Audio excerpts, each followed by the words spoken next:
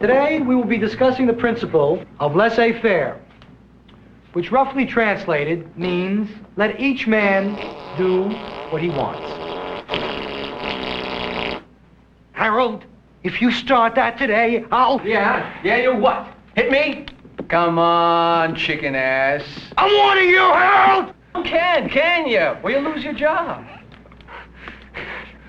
Come on, plan a nice one right here on the chin.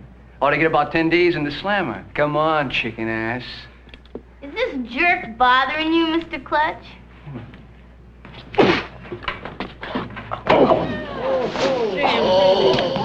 Shut up, punk!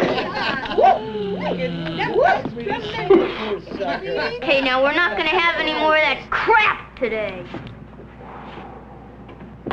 Okay, Mr. Clutch. You can go on now. Let's hear about that laissez-faire stuff. Yes. Thank you, ladies.